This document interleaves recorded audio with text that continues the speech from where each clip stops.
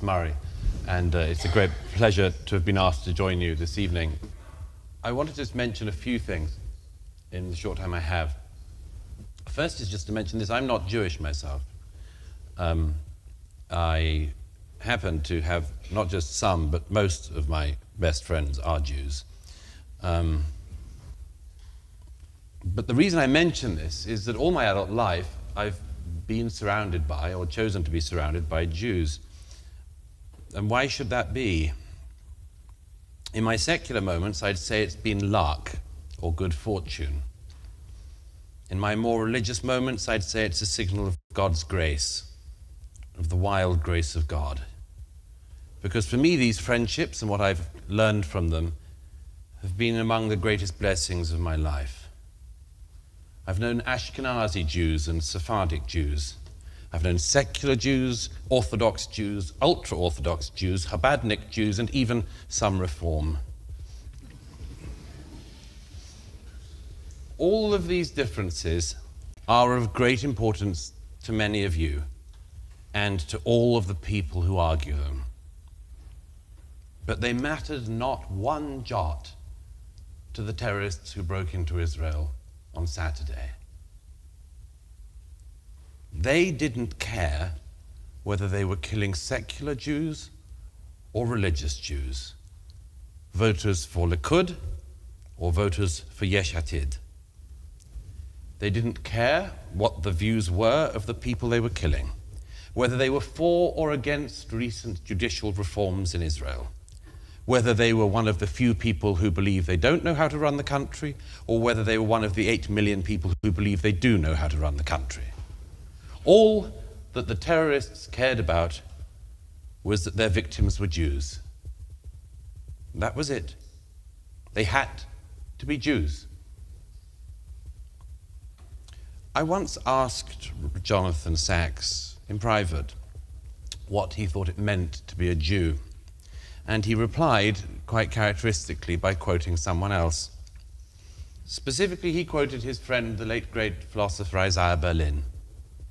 He said, Douglas, Isaiah once answered this question when he was asked by saying, to be a Jew is to have a sense of history. And I looked at Jonathan, I knew there was something more. He tilted his head. And I said, well, what do you think? He said, I think Isaiah was almost right. And I said, so what's your answer? He said, to be a Jew is to have a sense of memory. Now, memory can be a burden. For some people, an almost impossible burden. But it's also a blessing. Because if you as a people, you as individuals, know what went before, you know that the Jewish people have been here many times before, in many worse situations, and too many times to count. One of my favorite writers, Stefan Zweig, who my late friend George Weidenfeld, also of London, actually knew in London in the 1930s, both exiles from Vienna.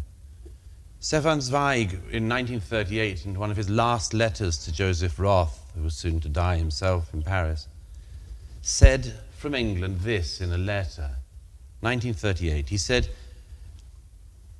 every morning I thank the Lord that I am free and in England.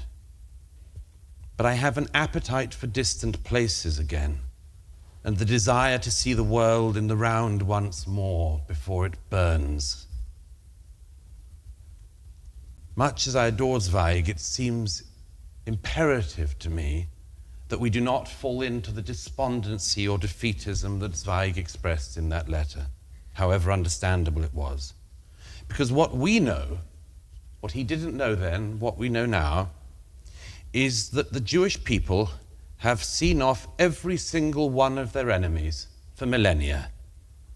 They have outlived every single one of the enemies who've wished to destroy them, from Pharaoh to Hitler. And they will see this enemy off as well. And I say that with absolute certainty. Now, what to do? May I make 2 suggestions? Firstly, it's always seemed to me that it is not the right of non-Israelis to tell the Israelis what to do. It is up to them to do what they need to do. In my view, all that people in the diaspora and their supporters can say is that they have our love, our support, and our solidarity in the weeks and months ahead. Whatever we can do to support them, we must do. But a second point, if I may. What we can do here in Britain is to keep our own house in order. And our own house in Britain is in disarray.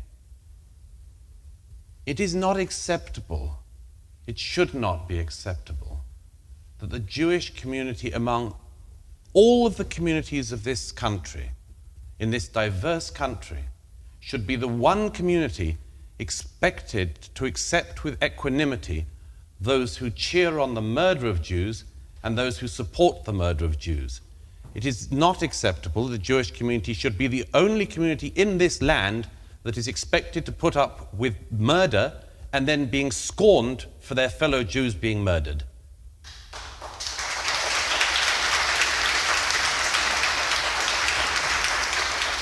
No other community would accept this, and I beg you not to accept it either. I beg you not to accept it. I came back to London the other night, and I hear the residue of the people outside the Israeli embassy. These people were not protesting against Israeli countermeasures. They hadn't even had any countermeasures. They were protesting because Jews by the hundreds had been slaughtered in Israel, and they wanted to wound us more. Well, they might try, but we should not accept that with equanimity. I've written in The Spectator tomorrow a demand on the Prime Minister and the Home Secretary that supporters of Hamas in the UK must be treated in exactly the same way as supporters of ISIS were.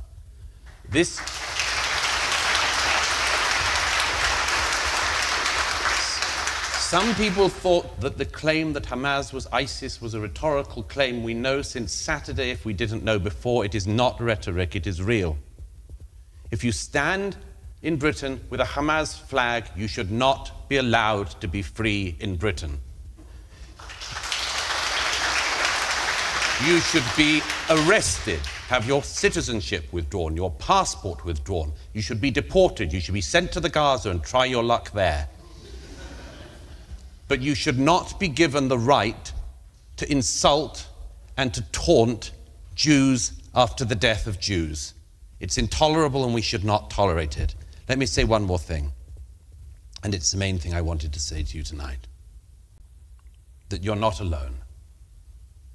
That you're not alone. The saddest thing I've heard in recent days have been the number of Jewish friends of mine who've said, in Israel and outside of Israel, it's always like this. We're always alone. And I just wanted to say that isn't the case. You know, you have, among other things, a Democrat president of the United States who so far has been so fully behind the Jewish state, it is very hard to see what better statement he could give. We have a conservative prime minister here in the UK, Rishi Sunak, who has been utterly supportive of the Israeli state to date. The whole civilized world is behind the Jewish state today. Now that may change. As my friend Barry Weiss wrote on Saturday, we will have to be very careful in the weeks and months ahead to remember Saturday and to keep it in mind.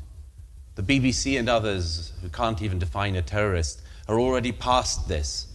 The slaughter that's only still now being uncovered is currently somewhere down the line of stories. It's already falling away, and yet we mustn't allow it to fall away. The dead are not even buried. So I wanted to say that it is not the case that the Jewish community of this country is alone. You are not. There are many millions of people, civilized people in this country and across the world who are with you as well. I speak for myself when I quote, if I may, in closing, one of my favorite lines in Scripture from the book of Ruth. You all know it. Whither thou goest, I will go, and where thou lodgest, I will lodge. Thy people shall be my people, and thy God my God. And I tell you this with utter certainty, if they keep coming for the Jews, if they keep coming for you, I'll tell you this. They may come for the Zionists. Very well. I am a Zionist. They may keep coming for the Israelis. Very well. I'm an Israeli. They may come continuously for the Jews. Very well. I'm a Jew. I'm Israel Chai. So that was a very passionate, loving, endearing speech delivered by Douglas Murray there, I believe, probably at a synagogue in the aftermath of the October 7th horrific terrorist attacks by the terrorist group Hamas on 12 to 1,400 Israeli citizens, Arabs among them as well. And he delivered that speech with quite a bit of restraint, very solemn in his words. And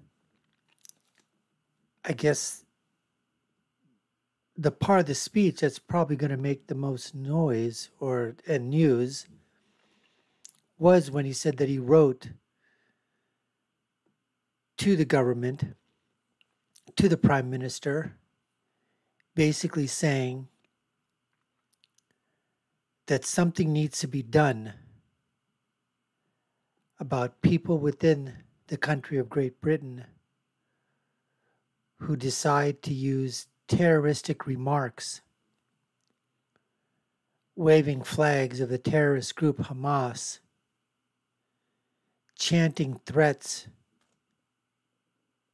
chanting about death and murder and destruction, taunting the Jewish people.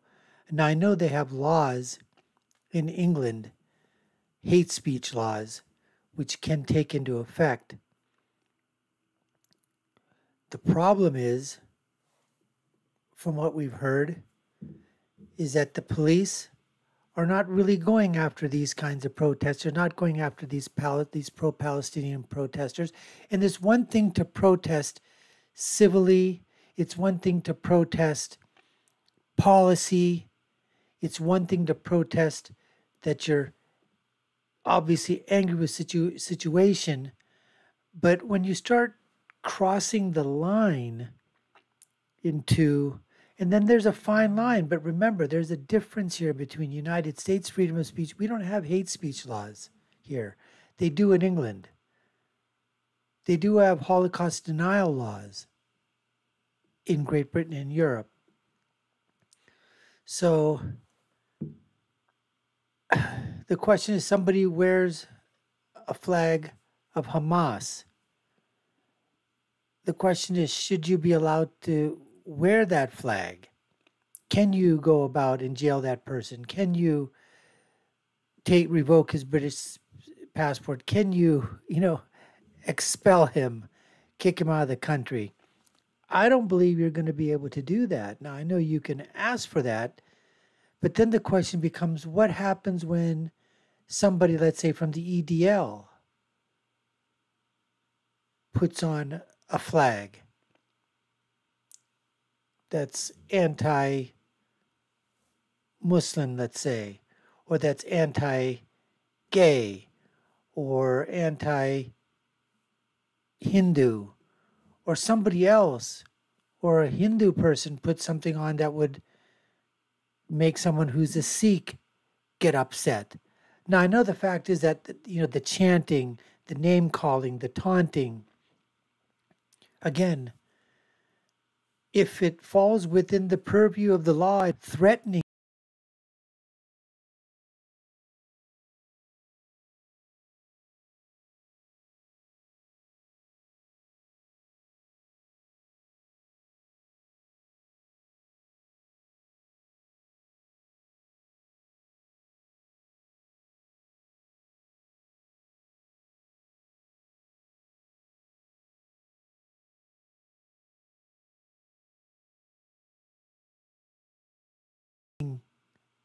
the lives of someone, threatening to do harm, destruction, telling other people to do those kind of things, that's a kind of thing that at least here in the United States, we wouldn't be able to legislate.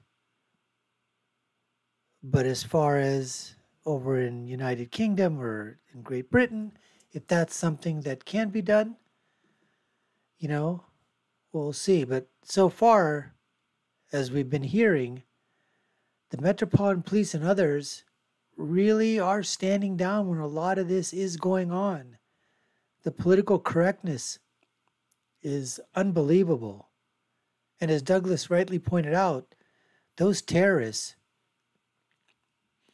they didn't care what sect the Jewish people were coming from, what groups they were, whether they were practicing, non-practicing, religious, non-religious, whether they were, Ashkenazi or they were Hasidic or they were, whatever, or Reform. They didn't care. It was just that they wanted to kill Jewish people. That's what they wanted to do. A terrorist act that would, invoke fear into the Jewish people living in those areas. And that has to be absolutely just, you cannot be condoned at all. I mean, there's no way. That needs to be 1,000%. Basically said that cannot, terrorism will never be allowed to flourish. Now, it does happen, but we need to do everything in our powers to protect people from these terrorist acts. And the government of Israel has been pretty good about it. There's been talk about why the failings occurred in this situation. And the Netanyahu government has a lot of questions to be answered for. But all in all, as you talk about a speech that Douglas Murray did, sort of reminded me of the Ich bin ein Berliner speech that was delivered by John F. Kennedy, of all people. As in his ending, Douglas Murray basically proclaimed his solidarity with not only being with the Jewish people and a part of the Jewish people, but actually saying that he considers himself to be a Jewish person as well, and will stand by them no matter what. Anyways, folks, we appreciate you taking the time to watch. You've been watching the Dr. Nasser Sheikh Show. I've been your host. My name is Dr. Nasser. If you haven't done so already, we'd love for you to subscribe to the channel, like, share, and follow. You all know what to do. Take a look at our video links above and below. Share and comment. Love to know what you have to say. My final thought, when you're right, you're right. And when you're left, you're wrong. Until next time, folks, take care and stay safe.